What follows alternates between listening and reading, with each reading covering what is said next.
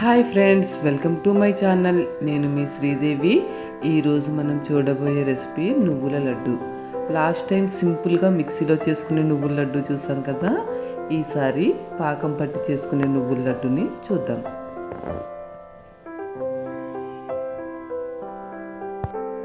ముందుగా పావు కిలో బెల్లం తీసుకుని దానిలో 100 ml వాటర్ పోసి బెల్లాన్ని నానబెట్టుకోవాలి. బెల్లం నానేలోపుగా ఒక బాండీలో పావు కిలో నూపప్పును తీసుకుని దోరగా వేయించుకోవాలి. నూపప్పు వేయించుకుంటే లడ్డూలు చాలా కమ్మగా ఉంటాయి. నూపప్పు బాగా వేగిన తర్వాత స్టవ్ ఆఫ్ చేసుకుని దాన్ని ఒక ప్లేట్లో పోసుకుని చల్లారనివ్వాలి. తరువాత మనం నానబెట్టుకున్న బెల్లాన్ని బాండీలో వడపోసుకోవాలి. దీని వలన మట్టి ఇసుక ఏమైనా ఉంటే దానిలోకి వచ్చేస్తుంది. నేను ఆర్గానిక్ బెల్లం తీసుకున్నాను కాబట్టి కొంచెం కలర్ డిఫరెంట్గా ఉంటుంది. దీనికి ఏ బెల్లాన్నైనా వాడుకోవచ్చు. దీన్ని మీడియం ఫ్లేమ్లో పెట్టి కలుపుకుంటూ కుక్ చేసుకోవాలి. పాకం సగం ఉడికిన తర్వాత దీనిలో 2 టీ స్పూన్ల నెయ్యిని వేసుకుంటే లడ్డూలు టేస్టీగాను ఉంటాయి, షైనింగ్గా కూడా ఉంటాయి. ఈ లడ్డూలు ఎప్పుడు చేసినా మీరు వీడియో చూస్తూ పాకం ఎలా పట్టాలో చూసుకుంటే మీరు పర్ఫెక్ట్గా లడ్డూలు చేయగలరు.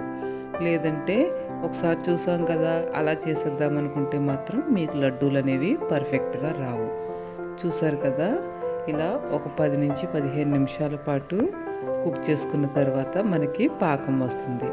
ఇప్పుడు జాగ్రత్తగా గమనించుకుంటూ మనం దీనిలో వేయించి పక్కన పెట్టుకున్న నువ్వులను కూడా వేసుకుని స్టవ్ ఆఫ్ చేసుకోవాలి.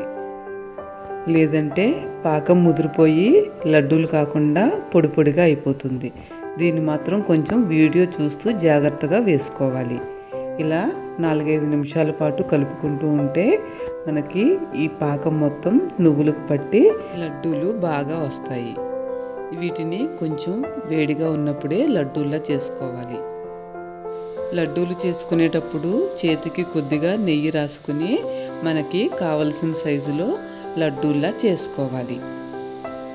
చూసారు కదా, ఆర్గానిక్ బెల్లంతో చేసిన ఈ నువ్వుల లడ్డూలు. ఇవి టేస్ట్ చాలా బాగుండడమే కాదండి, హెల్త్కి కూడా చాలా మంచిది. మరి మీరు ఈ లడ్డూలను ట్రై చేసి మీకు ఎలా వచ్చిందో కామెంట్ బాక్స్లో మెసేజ్ చేస్తారు కదా. నా ఈ వీడియో మీకు నచ్చినట్లయితే లైక్ చేయండి, షేర్ చేయండి, సబ్స్క్రైబ్ చేయడం మర్చిపోకండి.